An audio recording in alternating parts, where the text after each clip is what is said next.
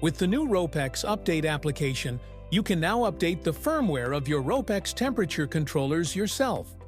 This saves you time, allowing updates to be done directly on-site. It also cuts costs by avoiding shipping and service fees. You'll have full flexibility, with complete control over the update process. And by always having the latest firmware, you'll benefit from improved performance, increased stability, and access to new features.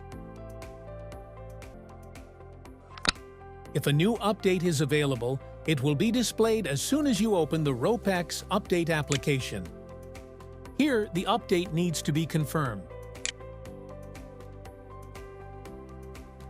The user manual is displayed, and you can choose to view it at any time.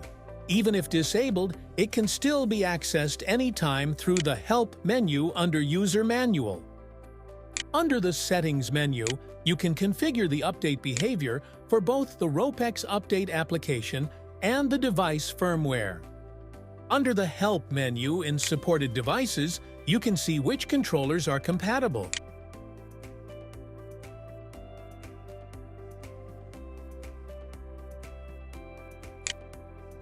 Please ensure that the connection to the controller is established before proceeding.